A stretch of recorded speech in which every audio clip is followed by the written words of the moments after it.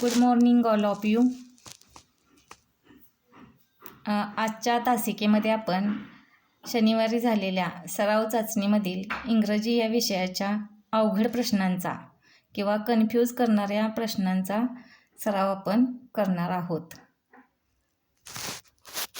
तर पाहूया या प्रश्नपत्रिकेमध्ये कोणते प्रश्न आपल्याला कन्फ्यूज करणारे होते. तर अशा अवघड प्रश्नांचा सराव आजच्या तासिकेमध्ये आपण घेणार आहोत. तर यामध्ये पहिला प्रश्न आहे, 5 नंबरचा प्रश्न होता, फ्लाईज हम. फ्लाईज हम क्वेश्चन मार्क नेहे. म्हणजे फ्लाईज म्हणजे माशा. माशांचा हे कोणते शब्द आहेत तर आवाजदर्शक शब्द आहे. आवाजदर्शक शब्दावर हा प्रश्न आधारित आहे. तर फ्लाईज हम म्हणजे माशांचा आवाज हम असा असतो. तर क्वेश्चन मार्क नेहे म्हणजे क्वेश्चन मार्कच्या ठिकाणी पर्यायामधील कोणत्या प्राण्याचा आवाज नेहे असा असतो ते आपल्याला शोधायचं आहे. तर पहिला पर्याय आहे चिकन्स. पहिला पर्याय आहे चिकन्स. दुसरा उलूज.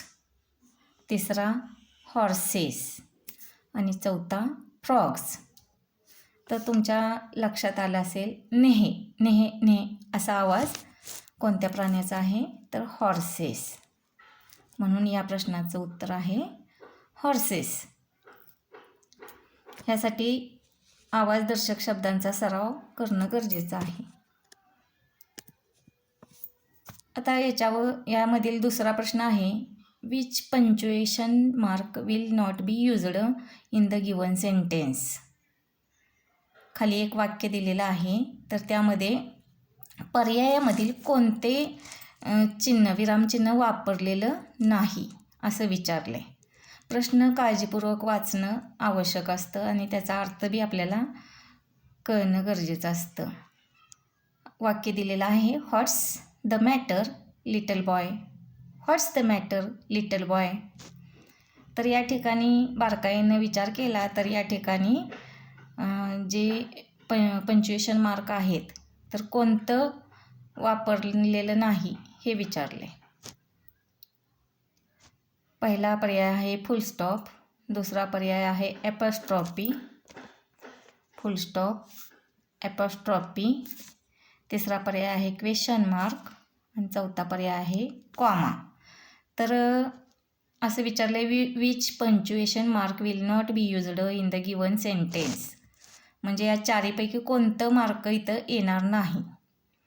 तर हा क्वेश्चन आहे, हे सेंटेन्स क्वेश्चन आहे म्हणजे प्रश्नार्थक वाक्य आहे. म्हणून या ठिकाणी क्वेश्चन मार्क येणार आहे म्हणजे क्वेश्चन मार्क असणार आहे.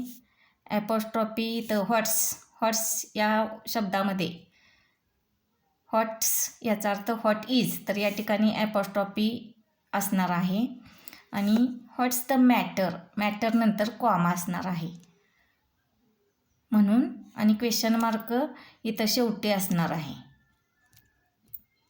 इथं कॉमा असणार आहे आणि इथं ॲपॉस्ट्रॉफी असणार आहे. त्यामुळं या प्रश्नामध्ये कोणतं पंक्च्युएशन मार्क नसणार आहे तर फुल स्टॉप या वाक्यामध्ये नसणार आहे. पुढचा प्रश्न पाहूया, चूज द मिसमॅच्ड पेअर. आता इथं जरा स्पेलिंग मिस्टेक झालेलं आहे, तर येस पाहिजे होतं. चूज द मिसमॅच्ड पेअर म्हणजे चुकीची जोडी आपल्याला पर्यायातून शोधायची आहे. मिसमॅच्ड पेअर. तर पहिला पर्याय आहे पॅक डॉग्स. पॅक म्हणजे कळप, डॉग्स म्हणजे कुत्र्यांचा कळप. दुसरा पर्याय आहे ग्रुप चिल्ड्रन. ग्रुप कोणाचा असतो म्हणजे मुलांचा. ग्रुप म्हणजे संघ, घोळका. घोळका कोणाचा असतो चिल्ड्रन म्हणजे मुलांचा. बंच, तिसरा पर्याय आहे बंच कीज. झुपका, बंच म्हणजे झुपका. झुपका कोणाचा असतो? चाव्यांचा. आणि चौथा पर्याय आहे फ्लॉक ट्रीज. फ्लॉक ट्रीज म्हणजे फ्लॉक म्हणजे कळप आणि ट्रीज म्हणजे झाडांचा कळप. झाडांचा कळप असतो का? तर नसतो. म्हणून मिसमॅच्ड जोडी फ्लॉक ट्रीज. तर झाडांचं काय असतं? A forest of trees. झाडांचं काय असतं? अ फॉरेस्ट असतं. आता पुढचा प्रश्न पाहूया. Arrange the given letters in proper order to make meaningful word. या ठिकाणी काही अल्फाबेट्स दिलेले आहेत. LOENEVE P 1 2 3 4 5 6 7 8 अल्फाबेट्स या ठिकाणी दिलेली आहेत. आणि याच्यापासून आपल्याला एक अर्थपूर्ण शब्द तयार करायचा आहे. हे अल्फाबेट्स योग्य प्रकारे अरेंज करायची आणि त्याच्यापासून अर्थपूर्ण शब्द तयार करायचा आहे. तर याच्यासाठी आपल्याकडे शब्दसंपत्ती असणं गरजेचं आहे. तर आपण पर्याय बघायचे. या जर प्रश्नाचं उत्तर पटकन शोधायचं असेल तर आपण पर्यायावरनं शोधायचं. तर पहिला पर्याय आहे इन्व्हेलोप, पण या ठिकाणी स्पेलिंगमध्ये मिस्टेक आहे. दुसरा तर पर्याय नेव्हेलोप, म्हणजे हा तर होऊच शकत नाही, ह्याच्यात पण मिस्टेक आहे. तिसरा पर्याय आहे एन्व्हेलोप आणि चौथा पर्याय आहे न्यूलोप, म्हणजे हे पण नाही. म्हणून या प्रश्नाचं करेक्ट उत्तर आहे एन्व्हेलोप, तिसरा पर्याय. एन्व्हेलोप म्हणजे बंद पाकिट किंवा लखोटा. एन्व्हेलोप. अशा पद्धतीनं दिलेले अक्षर योग्य क्रमाने मांडून एक अर्थपूर्ण आपण शब्द तयार करायचा असतो. आता पुढचा प्रश्न पाहूया. Complete the following list of words. या ठिकाणी शब्दांची लिस्ट दिलेली आहे, यादी दिलेली आहे आणि त्या यादीमध्ये बसणारा शब्द आपल्याला पर्यायामधून शोधायचा आहे. तर यामध्ये आपल्याला यादी दिलेली आहे बघा. बाय, फ्लाय, व्हाय, स्काय. बाय, फ्लाय, व्हाय, स्काय. तर उच्चारावरून आपल्या लक्षात येतं आहे की ही यादी आहे ती रायमिंग वर्ड्सची आहे. तर रायमिंग वर्ड्समध्ये उच्चारात समानता असते, म्हणजे उच्चार सेम असतात बघा. म्हणजे बाय शेवटच्या अक्षरांचे उच्चार सेम येतात. बाय, फ्लाय, शाय, व्हाय, स्काय. तर या गटात बसणारा शब्द आपल्याला पर्यायातून शोधायचा आहे. तर पहिला पर्याय आहे बाय. आता हा पर्याय उच्चार येतोय, आपण रायमिंग वर्ड होतोय, पण हा शब्द चुकीचा आहे, त्यामुळं हा शब्द बसत नाही. दुसरा शब्द बघा हाय. तिसरा शब्द जॉय आणि चौथा शब्द ट्राय. तर ट्राय हा शब्द पण बसतोय, पण त्याचं स्पेलिंग चुकीचं आहे, त्यामुळं हा बसत नाही. जॉय इथं उच्चार वेगळा येतोय, त्यामुळं हाय या प्रश्नाचं अचूक उत्तर आहे हाय. बाय, फ्लाय, व्हाय, स्काय, हाय. जरी शेवटचं अक्षर वेगळं असलं तरी उच्चार हा यमक जुळणारा असावा लागतो, म्हणजे त्या शब्दांच्या यादीत बसणारा शब्द आपल्याला शोधायचा आहे. म्हणून या प्रश्नाचं अचूक उत्तर आहे हाय.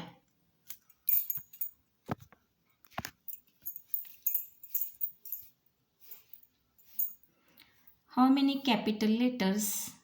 पुढचा प्रश्न बघा. How many capital letters will be used in the given sentence. खाली दिलेल्या वाक्यामध्ये किती कॅपिटल लेटर्स आपण वापरू शकतो हे विचारलेलं आहे. तर पर्यायामध्ये पहिला पर्याय आहे 2, 3, 4, 1. तर कॅपिटल लेटर लिहिताना कोणत्याही वाक्याची सुरुवात कॅपिटल लेटरने करायची असते. त्यामुळं इथं पहिला अक्षर हे कॅपिटल लिहावं लागेल. त्यानंतर जर एखादं वाक्यात नाव असेल तर त्याचा बी पहिलं अक्षर कॅपिटल लिहिलं जातं. त्यामुळे या ठिकाणी कॅपिटल अक्षर वापरणं गरजेचं आहे. त्यानंतर इथं पण ही शॉप हे नाव आहे, या ठिकाणी कॅपिटल लेटर आवश्यक आहे. म्हणून how many capital letters will be used in the given sentence. तर या ठिकाणी आपल्याला 3 कॅपिटल लेटर वापरणं आवश्यक आहे.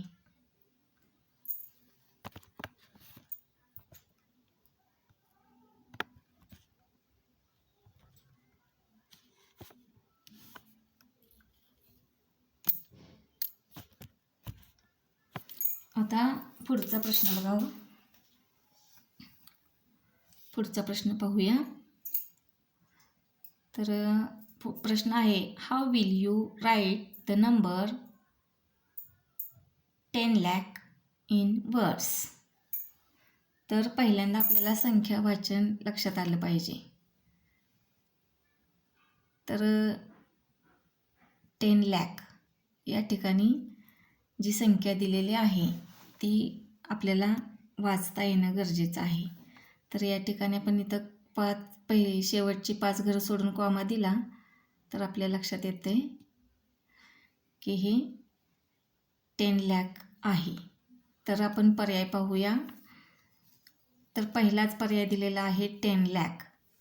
तर हा आपण पटकन उत्तर आपण देऊ शकतो की 10 लाख. चला पहिला पर्याय बरोबर आहे, आपल्याला वाटते 10 लाख. पहिल्याच पर्यायात अचूक उत्तर दिलेलं आहे म्हणून घाई गडबडीत आपण लगेच 1 नंबर उत्तराचा देऊन टाकतो आणि तिथंच आपली चूक होते. कारण आपण 4ही पर्याय बघणं गरजेचं असतं. जरी पहिला पर्याय आपल्याला बरोबर वाटला तरी पण आपण 4ही पर्यायांचा अभ्यास करणं गरजेचं आहे. कारण त्यामुळे आपले येत असूनसुद्धा मार्क जातात. तर इथं पहिलाच पर्याय अचूक आहे 10 लाख. परंतु आपण दुसरे पण पर्याय बघणं गरजेचं आहे. तर दुसरा पर्याय आहे 1 लाख म्हणजे हे नाही. तिसरा पर्याय आहे अ मिलियन म्हणजे दशलक्ष. मिलियन म्हणजे काय? दशलक्ष. तर 10 लाखला आपण दशलक्ष अ मिलियन पण म्हणतो. 10 लाख म्हणजे 10 लाख. 10 लाखाला आपण दशलक्ष पण म्हणतो. त्यामुळं चौथा पर्याय बघा बोथ ऑप्शन 1 and 3.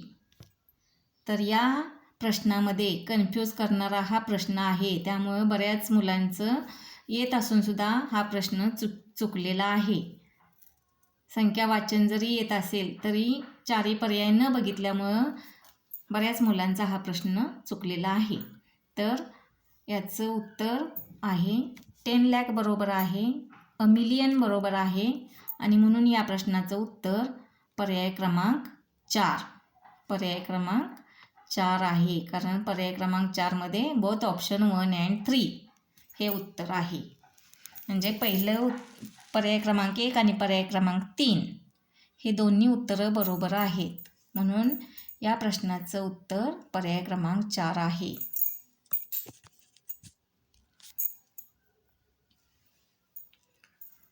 आता पुढचा प्रश्न आहे which product you can't get in the bakery shop. Which product you can't get in the bakery shop. बेकरीच्या दुकानामध्ये तुम्हाला खालीलपैकी कोणता पदार्थ मिळत नाही. बघा बेकरीचं दुकान म्हणजे तिथं मैद्याचे पदार्थ असतात. खारी, toast, butter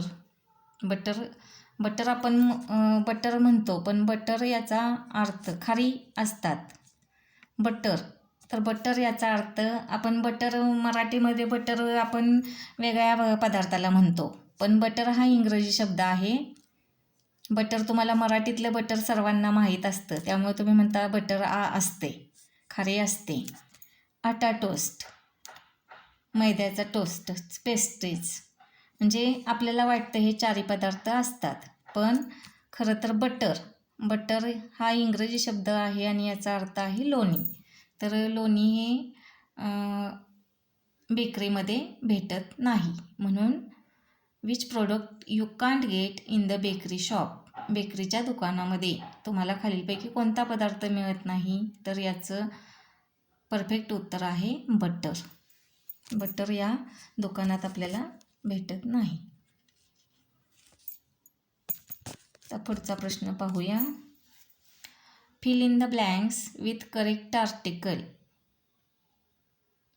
fill in the blanks with correct article. इथं योग्य आर्टिकल आपण पाहिले, मागील लेसनमध्ये आपण अभ्यास केलेला होता की ए कुठं वापरायचं, एन कुठं वापरायचं, द कुठं वापरायचं. तर या ठिकाणी कोणतं आर्टिकल वापरता येईल, तर वाक्य बघा. We can speak on the cell phone or we can send ... SMS. We can speak on the cell phone or we can send ... SMS. तर या ठिकाणी कोणतं आर्टिकल येईल, तर ए नाही येऊ शकत, कारण ते एक वचन नाही, अनेक वचन आहे. आणि ॲन आणि द आणि चौथा पर्याय आहे नो आर्टिकल. पहिला ए, दुसरा ॲन, तिसरा द, चौथा नो आर्टिकल. तर या ठिकाणी तुम्हाला मी सांगितलं होतं की ए कुठं वापरायचं असतं, एन कुठं वापरायचं असतं, द कुठं वापरायचं असतं. तर SMS. तर याचा आपण उच्चार जर बघितला, या शब्दाचा उच्चार आपण ए न होतो ए. जरी इथं यस असलं तरी त्याचा उच्चार ए या अक्षरानं होत असल्यामुळं ए हा स्वर आहे. आणि ए, आय, ओ, यू यांना जरी या अक्षराने ज्या शब्दाची सुरुवात होते, ए, ई, आय, ओ आणि यू या 5 अक्षरानं ज्या शब्दाची सुरुवात होते, त्याच्या अगोदर ॲन हे उपपद वापरतात. पण त्याला अपवाद पण मी सांगितला होता की जरी त्या शब्दाची सुरुवात व्यंजनाने होत असेल, पण उच्चार जर स्वराप्रमाणे होत असेल, तर त्या ठिकाणी ॲन हे उपपद येतं. म्हणून या वाक्यामध्ये SMS या शब्दाचा उच्चार ए न झाल्यामुळं या शब्दामध्ये ॲन हे उपपद येणार आहे, ॲन हे आर्टिकल येणार आहे. पुढचा प्रश्न पहा. Gaurav is going to take part in essay writing competition. How will you greet him? Gaurav is going to take part in essay writing competition. How will you greet him? How will you greet him? म्हणजे गौरव निबंध स्पर्धेमध्ये भाग घेण्यासाठी निघालेला आहे आणि तुम्ही त्याला कशा प्रकारे अभिवादन कराल, कशा प्रकारे तुम्ही त्याला शुभेच्छा द्याल. तर पहिला पर्याय आहे all the best Gaurav, all the best Gaurav. दुसरा पर्याय आहे बेस्ट ऑफ लक गौरव. तिसरा पर्याय आहे wish you all the best for competition. आणि चौथा पर्याय आहे ऑल द अबू. आता हा सुद्धा कन्फ्यूज करणारा प्रश्न. पहिलं वाक्य आपण घाई गडबडीत वाचतो आणि असं वाटतं ऑल द बेस्ट गौरव. तर कॉम्पिटिशनला तो निघाला आहे म्हटल्यावर आपण ऑल द बेस्ट म्हणतो, त्यामुळे आपण पटकन 1 नंबर अचूक उत्तर 1 नंबरचं लिहितो आणि तीतच फसतो. म्हणून कधीही 4ही पर्याय वाचणं आवश्यक असतं. चारी पर्याय न वाचणाऱ्यांची बरीच उत्तरं चुकू शकतात. म्हणून जरी आपल्याला येत असलं तरी कोणत्याही प्रश्नाचे चारी पर्याय बघणं गरजेचं आहे. म्हणून आपले काही प्रश्न चुकतात. तर या ठिकाणी ऑल द बेस्ट आपण म्हणू शकतो. All the best Gaurav. Okay, ठीक आहे. बेस्ट ऑफ लक गौरव हेही आपण म्हणू शकतो. Wish you all the best for competition हे पण आपण म्हणू शकतो. म्हणजे हे तिन्ही पण पर्याय आपण त्याला शुभेच्छा, ह्या तिन्ही पण वाक्याने आपण शुभेच्छा देऊ शकतो. आणि चौथा पर्याय आहे ऑल द अबू, म्हणजे चौथा पर्याय म्हणजे वरील तिन्ही पर्याय बरोबर आहेत. म्हणून आपल्याला या प्रश्नाचं उत्तर 4 नंबरचा पर्याय आहे. पण आपण काहीजण कुणाचं लक्ष 1 नंबरवर जाईल, कुणाचं लक्ष 2 नंबरवर जाईल, कुणाचं लक्ष 3 नंबरवर जाईल आणि तो विद्यार्थी तो पर्याय देईल. अशा पद्धतीनं चूक होण्याची शक्यता असते. म्हणून आपण चारही पर्याय वाचणं गरजेचं असतं.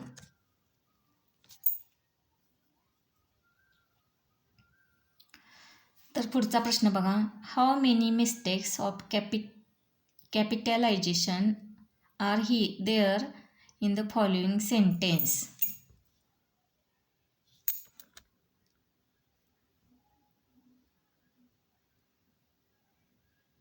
How many mistakes of capitalization are there in the following sentence? A. Look at Amol. He is playing in the garden. असं वाक्य दिलेलं आहे आणि त्यामध्ये काही लेखनाच्या चुका आहेत. त्या आपल्याला म्हणजे काही अक्षरं स्मॉल लेटरमध्ये लिहिलेली आहेत. ती कॅपिटल असणं गरजेचं आहे. पण ती स्मॉल लिपीमध्ये लिहिलेली आहेत, स्मॉल लेटरमध्ये लिहिलेले आहेत. ते आपण दुरुस्त करणं गरजेचं आहे. तर ती कोणती आहेत?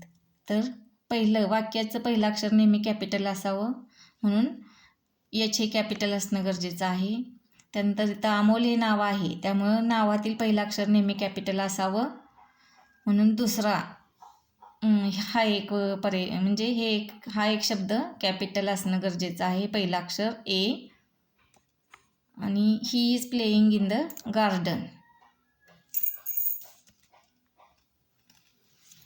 तर इथं गार्डन हे एक नाव आहे बागेचं, त्यामुळं इथं पण जी कॅपिटल गरजेचं आहे. म्हणून या ठिकाणी 3 अक्षरं कॅपिटल असणं गरजेचं आहे. म्हणून याचा पर्याय आहे 3.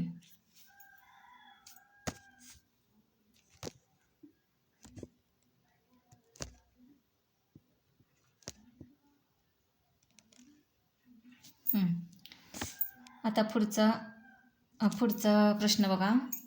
Find the correct alternative for the following sentence. Find the correct alternative for the following sentence.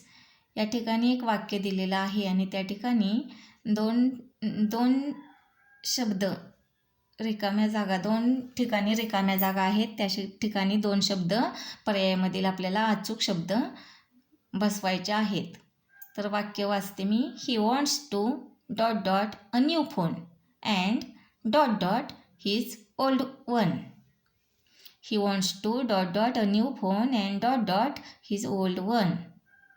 तर यामध्ये कोणता पर्याय बसेल? 2 शब्द आपल्याला या ठिकाणी बसवायचे आहेत. पहिला पर्याय आहे बाय आणि सेल. बाय म्हणजे खरेदी करणे आणि सेल म्हणजे विकणे. तर दुसरा पर्याय आहे बाय सेल. तिसरा पर्याय आहे बाय सेल. चौथा पर्याय आहे बाय सेल. तर या ठिकाणी 4ही पर्यायामध्ये buy sell, buy sell, buy sell, buy sell, 4ही पर्यायामध्ये एकच शब्द म्हणजे 4ही पर्यायातले शब्द आपल्याला बरोबर वाटतात. परंतु या ठिकाणी स्पेलिंग अचूक ज्या पर्यायाचा आहे तो पर्याय निवडणं गरजेचं आहे. तर 4ही पर्यायांचा उच्चार जरी सेम असला तरी स्पेलिंग जे अचूक असेल तो पर्याय या ठिकाणी निवडायचा आहे. तर यामध्ये कोणता पर्याय तुम्हाला वाटतोय अचूक असेल? बाय सेल पर्याय. इथं 4ही पर्यायाचा उच्चार सेम आहे. बाय म्हणजे खरेदी करणे, सेल म्हणजे विकणे.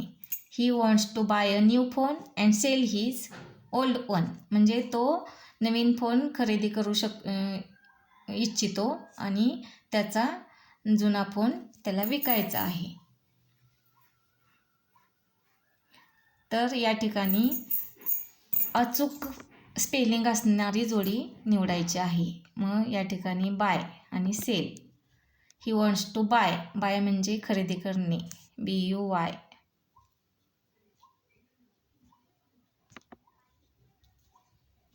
बाय. आणि इथं सेल. हे दोन शब्द बरोबर आहेत. Buy, sell. Find the correct alternative for the following sentence. He wants to buy a new phone and sell his old one. अशा पद्धतीने आपल्याला स्पेलिंग पण योग्य स्पेलिंग माहीत असणं गरजेचं आहे. अचूक स्पेलिंग. हे चारही पर्याय आपल्याला कन्फ्यूज करणारे आहेत. म्हणून शब्द जरी माहीत असले तरी त्याचं करेक्ट स्पेलिंगसुद्धा माहीत असणं गरजेचं आहे. आता पुढचा प्रश्न बघा. Choose the correct alternative. योग्य पर्याय शोधायचा आहे 4 पर्यायामधनं. Sunita is busy doing her homework. Her friend wants to ask for a pencil. Sunita is busy doing her homework. Her friend wants to ask for a pencil. She says. म्हणजे सुनीता त्याच्या homework गृहपाठ करण्यामध्ये मग्न आहे आणि तिची मैत्रीण तिच्या मैत्रिणीला तिच्याकडून पेन्सिल हवी आहे. मग तिची मैत्रीण काय म्हणेल? तर ती कामामध्ये मग्न आहे. एखादी व्यक्ती कामामध्ये मग्न असताना आपण काय म्हणायचं असतं? तर सुनीता तिच्या होमवर्क करण्यामध्ये मग्न आहे आणि तिच्या मैत्रिणीला तिला पेन्सिल मागायची आहे. तर तिची मैत्रीण तिला काय म्हणेल? तर पहिला पर्याय आहे गिव्ह इट टू मी. तर ती कामात मग्न आहे त्यामुळे तिचं इतरत्र लक्ष नसणार आहे, त्यामुळे हा पर्याय होऊ शकत नाही. दुसरा पर्याय एक्सक्यूज मी सुनीता.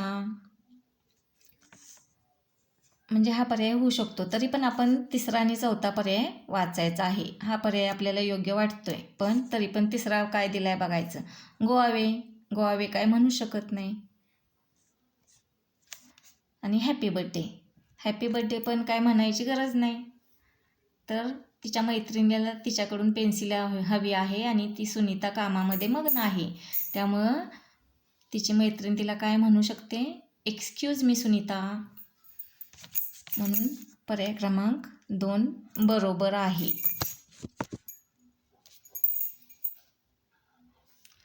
तर नेक्स्ट क्वेश्चन आहे find the sentence with incorrect punctuation mark. Find the sentence with the incorrect punctuation mark.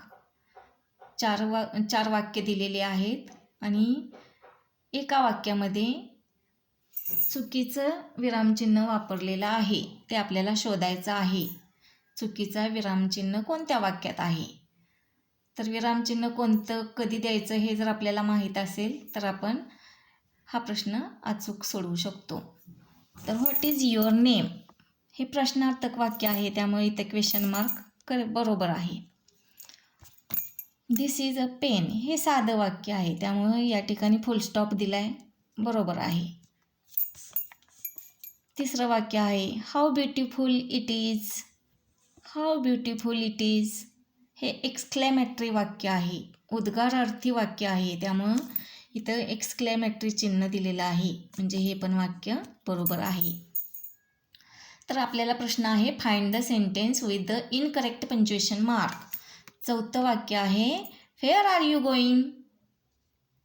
हे क्वेश्चन मार्क इथं गरजेचं आहे, पण या ठिकाणी एक्सक्लेमेटरी चिन्ह दिलेलं आहे, म्हणून हे वाक्य या ठिकाणी चुकीचं विरामचिन्ह वापरलेलं आहे. म्हणून या प्रश्नाचं अचूक उत्तर आहे पर्याय क्रमांक 4 व्हेअर आर यू गोईंग.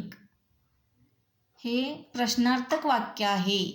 या ठिकाणी प्रश्न विचारला आहे आणि चिन्ह दिले उद्गार चिन्ह, म्हणून हे वाक्य चुकीचं विरामचिन्ह वापरलेलं आहे. तर आता शेवटचा प्रश्न आहे. या लेक्चरमधील आपण शेवटचा प्रश्न अभ्यासत आहोत. आजचा शेवटचा प्रश्न आहे, find the punctuation mark missing in the following sentence.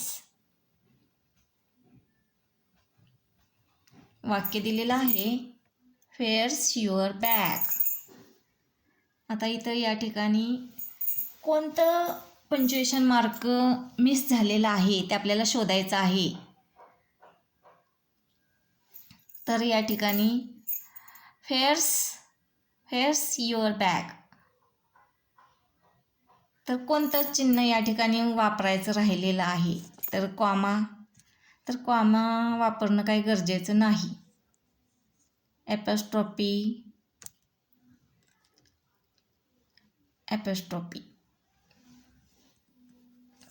त्यानंतर फुल स्टॉप. आता फुल स्टॉप पण या ठिकाणी वापरणं गरजेचं नाही.